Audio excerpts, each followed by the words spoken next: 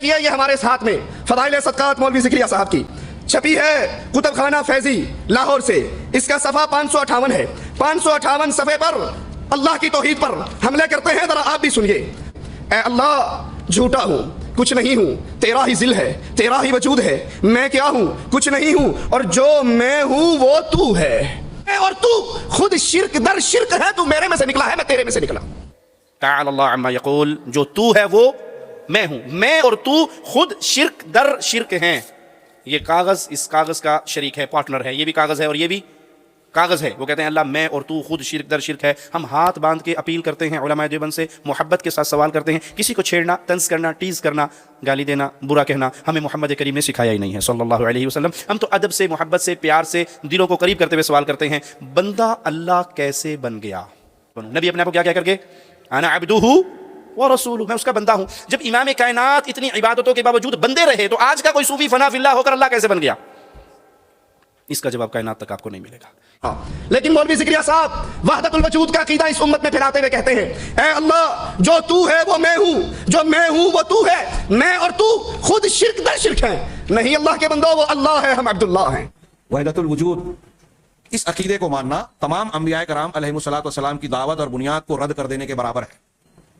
سب میں اللہ ہے، آپ کے اندر، میرے اندر، کتے میں، بلی میں، فلاں جانور میں، جھاڑ میں، پیڑ میں، پودے میں، دیوار میں، چھت میں، سب میں اللہ ہے۔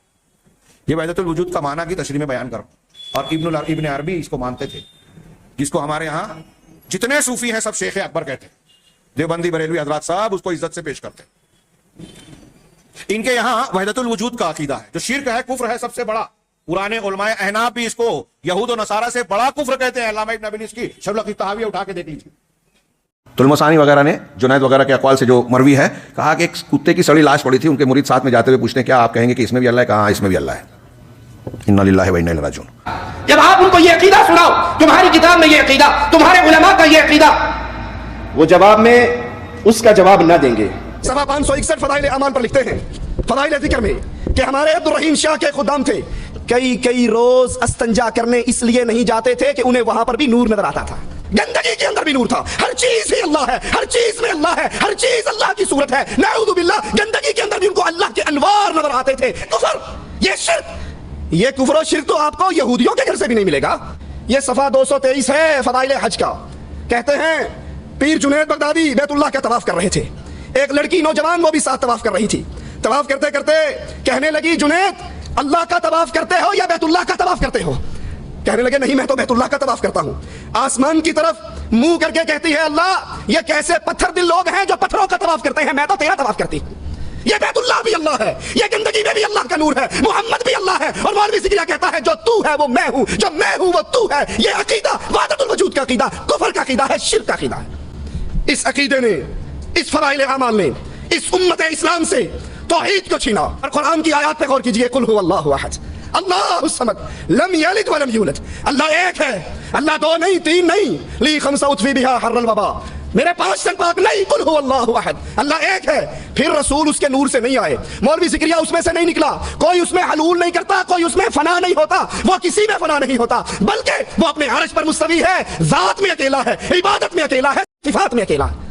یہاں پر ایک شبہ پیش کرتے ہیں جس کا جواب دینا میں ضروری سمجھتا ہوں کہ جی آپ نہیں سمجھتے، آپ کے کچھ بزرگوں کی کتابوں کے اندر بھی وحدت الوجود کے حوالے سے کچھ تحریریں موجود ہیں، فلاں نے یہ لکھا اور فلاں نے یہ لکھا اور فلاں نے یہ لکھا۔ ہم کہتے ہیں بھائی جیسے تمہارے مولویوں کی کتابوں کو اپنی جوتی کی نوک پہ رکھ کے ٹھوکر مارتا ہوں، ایسے اپنی مولوی کی کتابوں کو بھی جوتی کی نوک پہ رکھ کے ٹھوکر مارتا ہوں۔ مجھے میرے رب نے دیا ہے یہ کلام الہی، ہمارا کرے تب غلط، تمہارا کرے تب غلط۔ دنیا بھر کے مولویوں کی کتابوں کو لاؤ، چوراہے میں رکھ کے آگ لگا دو، اس میں مولوی ذکریہ کی کتابیں بھی لے آؤ، نذیر احمد دہلوی کی کتابیں بھی لے آؤ، شاہ اسماعیل کی کتابیں بھی لے آؤ، شاہ ولی اللہ کی کتابیں بھی لے آؤ، پیچھے بچے گا قرآن اور حدیث، اس کو تھام لو، سوائے اہل حدیث کے اور کوئی نہیں رہیں گے۔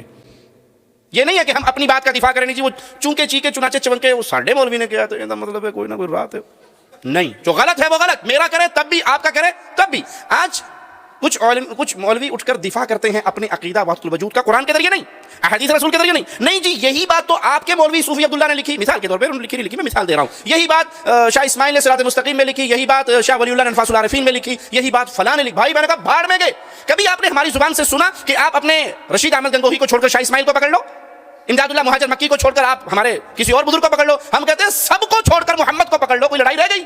صلی اللہ علیہ وسلم۔ سب سے غلطی ہو سکتی ہے، کروڑ بابے بزرگ بھی اکٹھے ہو جائیں تو وہ ہمارے محدثین اولیاء اللہ کے برابر آج کا مولوی نہیں ہو سکتا. جب ہم ان کے بارے میں کہتے ہیں کہ ان کی بھی کوئی بات غلط ہوئی تو اس کو چھوڑا جائے گا, مصطفیٰ علیہ السلام کی بات کو نہیں چھوڑا جائے گا, تو ہمارے اوپر اعتراض اگر کسی نے کرنا ہے, میری بات کو نوٹ کیجئے, ہمارے اوپر اگر کوئی اعتراض کرنا چاہتا ہے تو وہ شاہ اسماعیل کی کتابوں پہ نہ کرے, وہ شاہ ولی اللہ کی کتابوں پہ نہ کرے, وہ کسی اور باب مولوی کی کتاب پہ نہ کرے. جب کتاب اعتراض ہو قرآن پر اور حدیث مصطفیٰ پر تو اہل الحدیث سمجھیں گے کہ ہمارے مذہب پر اعتراض ہوا ہے. ہم سب کتابوں سے بری ہیں, تمہاری بھی اور اپنی بھی. ہم نے اگر حق جانا ہے, جو عرش والے نے اپنا کلام نازل کیا اور جو مدینے والے کی زبان پہ اس کی پیاری تفسیر نازل کی.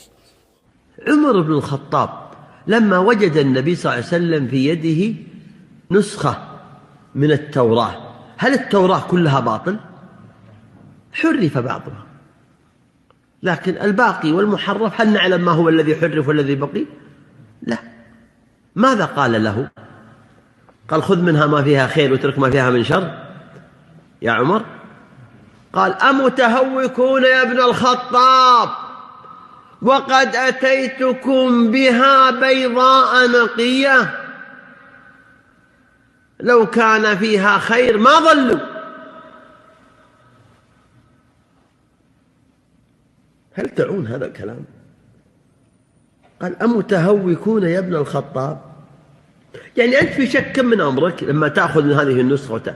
ولذلك قال أهل العلم يقال في كتب أهل البدع كما قال النبي في نصحه لابن الخطاب: عليك بكتب السنة وأهل السنة, ارجع للبخاري, ارجع لمسلم, ارجع لدواوين العلماء المعروفين, واترك من قيل فيه وقد قيل. هذا في الأكل. في الشرب ما تأخذ لك ماعون تشك وش هو فيه, ولا تشتري لك بضاعة أنت ما تدري وش هي عليه.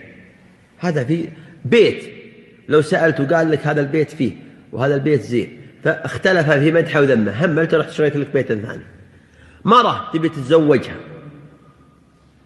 واذكروها بسوء ولا ذكروها عندها بس عندها وعندها, أنت تبي وهي أنثى. في زواجك تنك, في بطنك, وفي مسكنك. سيارة بتشتريها لابد وتروح تسوي فحص وتسوي لها.